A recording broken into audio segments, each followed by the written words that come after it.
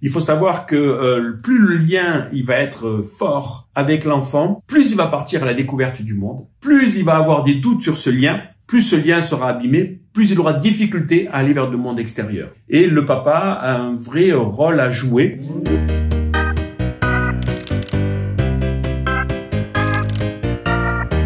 Alors c'est vrai que le papa, il peut, comment dirais-je, voir cette parentalité positive comme quelque chose qui est très permissif, alors qu'au contraire, c'est vraiment un jeu. Il faut rentrer, il faut prendre cette parentalité comme un jeu, parce que sinon on tombe dans un piège où on va faire des demandes, l'enfant il va refuser ses demandes, ça va nous envoyer du stress et le stress, ça va nous faire attaquer. Donc et ça va nous faire abîmer le lien d'attachement. Voilà, pour réduire, donc être un peu caricatural, mais c'est vraiment ça. Donc le papa, lui, qui a toujours été la figure d'autorité, il aurait tendance à voir cette parentalité positive comme quelque chose un peu de permissif, voire même de laxiste. Donc au contraire, ne tombez pas dans le piège, j'allais dire, rentrez dans le jeu, jouez avec votre enfant, parce que jouez sur cette parentalité, jouez avec lui, parce que quand on joue avec son enfant dans le jeu, on lui dit je suis là pour toi, tu peux compter sur moi, même sans rien dire. Donc c'est très important ce temps du jeu, ça remplit le réservoir affectif, et jouez avec cette parentalité positive, parce que ce sont des astuces qui vont nous permettre donc de développer ce lien. À partir de 6 ans, l'enfant va être plutôt tourné vers le monde extérieur, et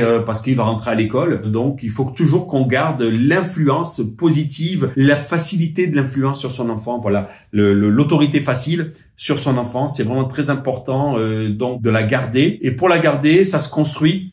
Tout ça, c'est un cheminement. C'est pas facile, mais on a tout à y gagner à s'inscrire dans la parentalité positive. Qui plus est quand on est le papa. Et j'allais dire, on a tout à y perdre si on veut rester uniquement cette figure d'autorité, à savoir d'un côté un donneur d'ordre et de l'autre un exécutant. Et l'enfant, lui, évidemment, va se cabrer. Et donc du coup, nous, on va cranter au-dessus pour montrer que on est celui à qui on doit obéir. Et cette notion d'obéissance, et puis on va plutôt parler de coopération plutôt que de l'obéissance. Et donc pour amener les autres à coopérer, faut donner envie, quoi. Quand on est un leader, c'est ça, et c'est un petit peu ça le rôle du papa. Et donc ne pas croire que en fait cette parentalité ce serait une forme de faiblesse montrée à son enfant. Au contraire, ce sera une grande force, parce que on va créer un lien fort, et qu'ensuite quand il va être tourné vers le monde extérieur, il pourra toujours revenir vers vous pour aller se ressourcer. Il faut savoir que plus le lien il va être fort avec l'enfant, plus il va partir à la découverte du monde, plus il va avoir des doutes sur ce lien, plus ce lien sera abîmé, plus il aura de difficulté à aller vers le monde extérieur. Donc il y a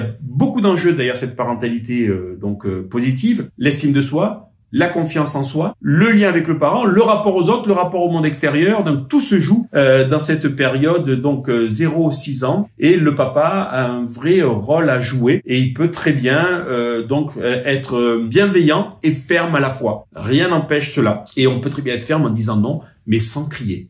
Voilà. Et on a souvent tendance à croire que si on dit non et qu'on crie, évidemment, l'autre va mieux nous entendre, et ce qui est complètement faux. Mais c'est un piège dans lequel tout le monde tombe, et moi le premier, parce que le stress nous pousse à l'attaque. Donc on va tendance à lever la voix et à prononcer le non, alors que le stop sera par exemple beaucoup mieux vécu par l'enfant. Le valider ses émotions, c'est vraiment quelque chose qui est fondamental, parce qu'il ne le peut pas, et qu'il est donc dirigé par ce cerveau émotionnel, et que le papa doit intégrer que l'enfant est coincé dans le présent. Contrairement à nous, on va prendre des cours de yoga pour être vraiment dans le présent. Lui, il n'est que le présent. Donc la menace, la punition n'amènera pas à grand chose d'efficient, et en plus ça va bousiller, excusez-moi le mot, ça va abîmer le lien qu'on essaye de créer avec cet enfant. Et le lien d'attachement, c'est notre héritage le plus précieux. Donc on est en train d'abîmer notre héritage le plus précieux. Donc au final, c'est de dire je vais montrer l'exemple.